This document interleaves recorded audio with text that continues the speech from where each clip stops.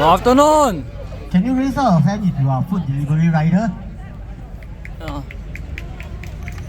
Since I understand it's not really good. Thank you for attending this meaningful rally.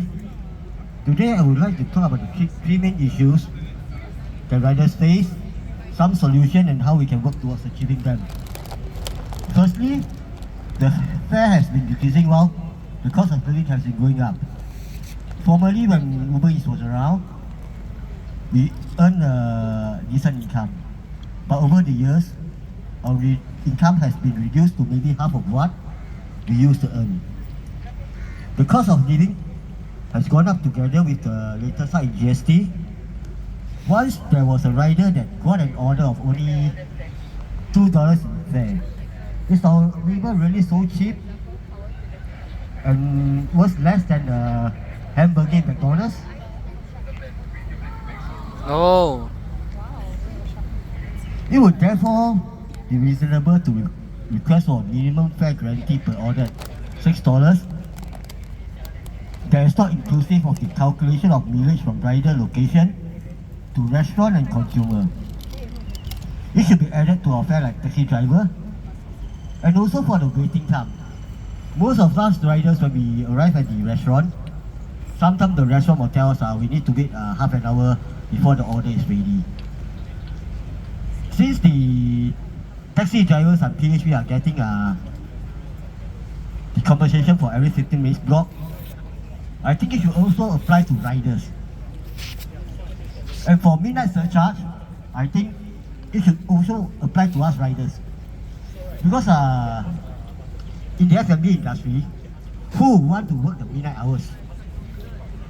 Secondly, platform need to prioritize rider safety much more.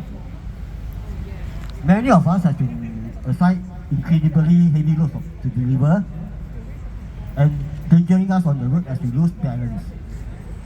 I have personally been assigned to deliver a lot of mineral water, whereby I have to hang them on both sides of my handlebar, which is very dangerous when we are on the road, running our electric bicycle.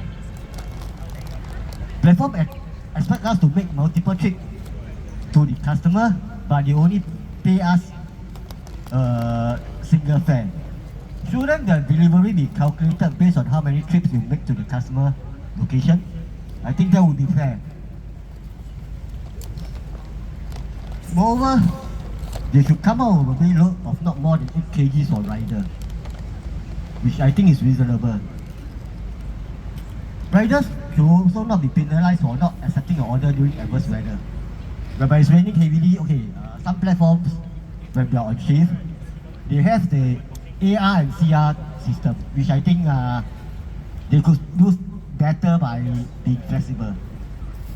Okay, as a rider, when the weather is good, do you think we don't want to accept an order unless the distance is really too far? In the event of an accident on the job, riders' insurance should be equal across the board for all the tier.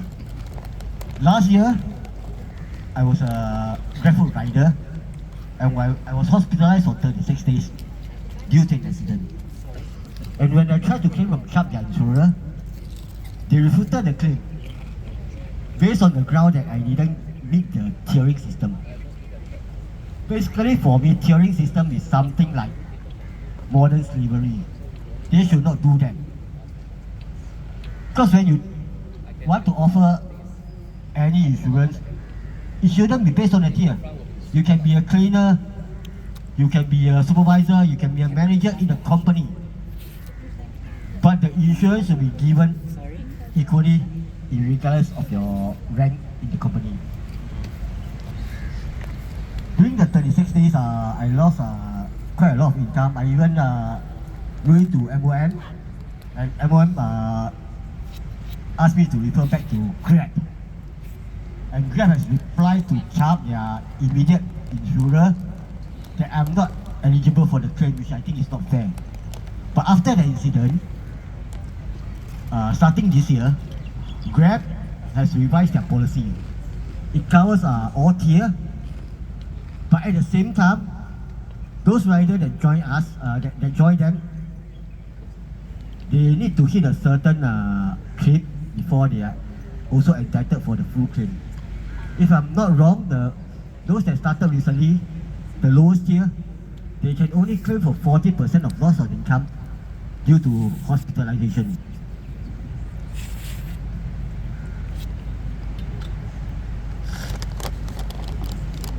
I strongly believe that the equal rights to good insurance, minimum fair guarantee, and improvement in rider safety are important for us riders to sustain our livelihood.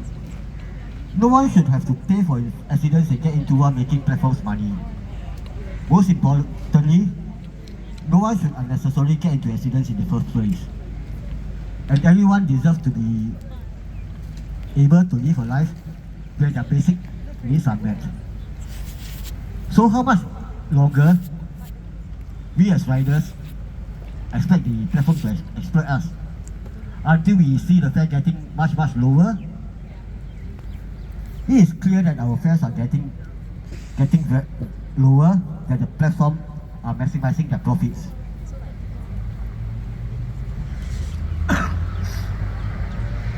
As riders, we are the one making money for the platform.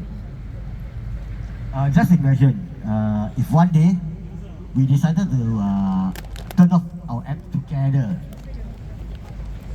and the platform has problem getting riders and the bosses can't make money. I think they would stick to our request for minimum fair guarantee and our basic right. I think 2 years back there was a ban on the PMD, and it was quite a large issue over the social media. We didn't manage to get the ban lifted,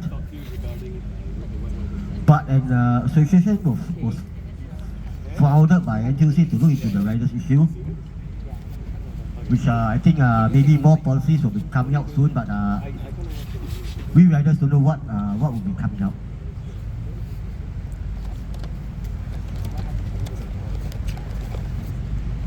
So it's whether we are man enough to use our power to fight for our own benefits, or are we comfortable with a low fare by even one rider with a fare of $2, if they accept it, the platform will think, okay, if a rider can accept a $2 fare delivery, why can't the other rider?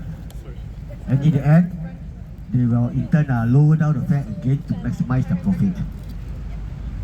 So which do you choose?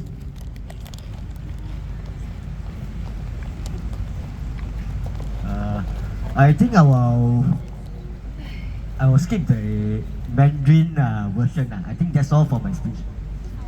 Thank you.